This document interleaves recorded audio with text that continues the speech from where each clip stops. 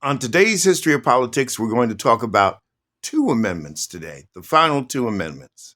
They are the 26th and the 27th Amendment and what they mean to you.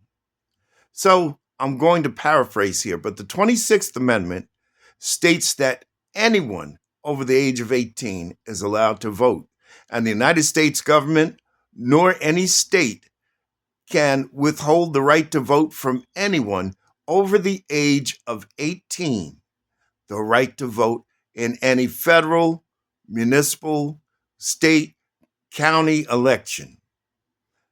So that now the only exception to that is those who are incarcerated. Because when you're incarcerated, you suffer something called civil death. I don't know if any of you that are watching this now have ever been in a court of law with a felony charge, a felony conviction. But what happens at the end of it, after the sentence has been uh, delivered upon the defendant is, quote, remanded into the custody of the superintendent of the Department of Corrections, unquote. What that means is that, in so many words, you belong to the state at that point. When you're remanded into the custody of the superintendent of the Department of Corrections, you are given to the Department of Corrections. You are now an inmate, you are a prisoner, and you suffer civil death. You cannot vote when you're in prison, which somewhat goes against the 26th Amendment, but it is a punishment for a quote unquote heinous crime. Now, where it differs is once released from custody. Well, normally, if you're on parole or probation, you cannot vote either. Because when you're on parole or probation, you're still serving a custodial sentence, but you're doing it outside of the prison wall because you still have to report to probation or parole. You still have to follow the rules they establish. You still have to live where they say live. You still have to work if you're mandated to work, if you can work. You're still subject to their rules and regulations. But once released from that, your right to vote in many states is restored. In some cases, very few cases, you have to ask for a pardon from the governor. Then there are states like Florida where they won't take that off of you, that restriction off of you, until you paid all of your fines. Now, this is a really tricky thing. It's kind of Jim Crow because if you've got $1 million fine and you're just coming out of prison, there's no way you're going to pay that in this lifetime and survive. So you're basically losing your right to vote for life. And that's something that has to be addressed in future. Then we move to the 27th Amendment. And the 27th Amendment is one that will kind of correct some of the things that people say, and that's this: that Congress cannot vote for a pay raise until after an election. And the idea of that is to allow the public to weigh in on how much of a pay raise that Congress can get. Now, whether you like it or not, the fact of the matter is that representatives and senators, for at least, I want to say, the last decade, probably closer to the last quarter century, earn an average of $174,000 a year. That's their compensation package. Their salary is $174,000 a year.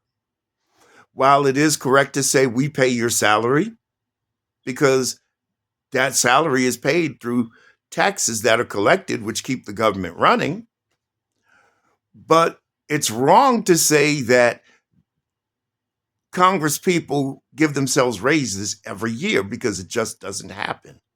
If Congress is considering giving themselves a raise, you will know about it because it'll show up in media, it'll show up in the news, it'll be on an election ballot. This is why, it amazes me that people say, I'm not going to vote. It's a waste of time. My vote doesn't matter. Well, look at it this way. If your vote doesn't matter, why do political parties spend so much money on campaigning to get your vote? Because under democracy, they have to get your vote. They can't just walk in and say, I'm going to be a senator unless they're elected to the job. If that be the case, I could go right now. I could get in my car. I could drive 2.5 hours to Washington and walk into the Senate and sit down and start casting votes and making arguments. But that's just simply not the democratic way. It's unfortunate, however, that those in the majority of the Congress and in the House of Representatives and the Senate right now, they're merely a puppet court right now, like Vladimir Putin has, because they bend the knee to Donald Trump, a man who would be king and is trying desperately not only to be king of this country, but king of the fucking world. He thought he was going to make demands on the Nobel Prize Committee, for God's sake. He threatened Norway with tariffs.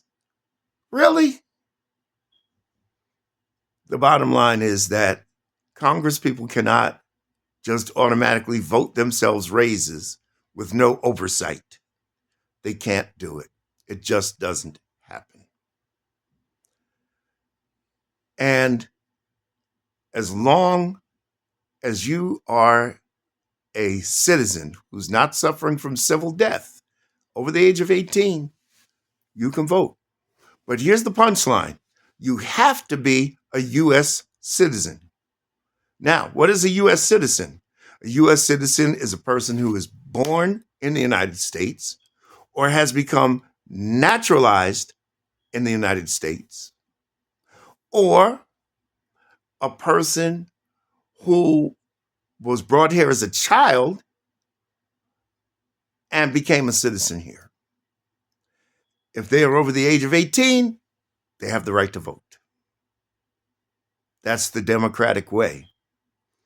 And that's the way that it's supposed to be. That's what the founding fathers wanted, because remember that many of the settlers of this country and the founders themselves were the offspring of immigrants.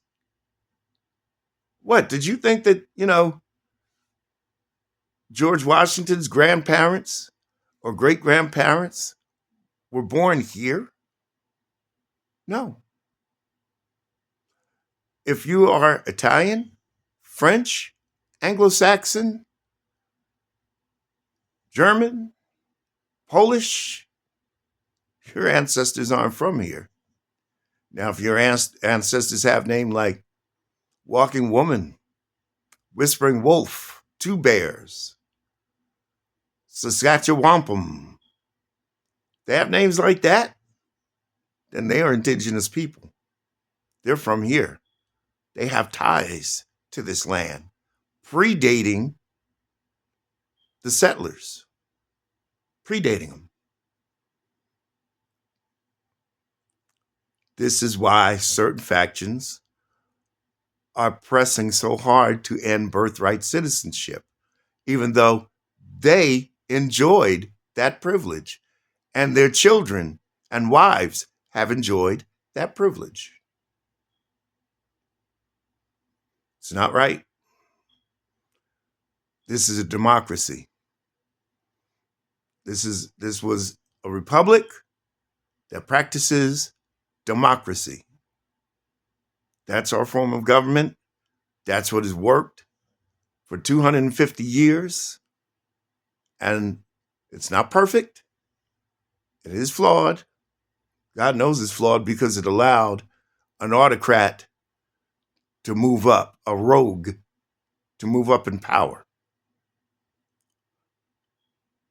But it can be fixed. That's what we have to love about the Constitution. It's what's called a liquid document, purposely.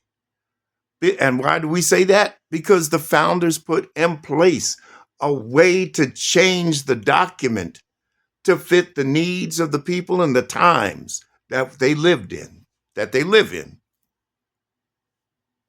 So we can fix it, but not when you've got a current leader who wants to take over the world. And that's the 26th and the 27th Amendments. Those are the last of the amendments. Tomorrow, we're going to start working on the articles. Article 1, maybe we'll get to Article 2 and Article 3, we'll see.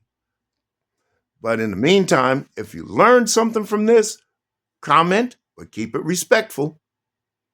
Disrespectful comments will be deleted, and the posters of said comments will get blocked, because we're not going to have that garbage. We're perfectly fine with political discourse, peaceful political discourse, respectful political discourse. But we're not going to have lies and garbage here. We're not going to have any name calling. No, we're not going to have it. But if you bring it, you will get it back. Just saying. That's the American way.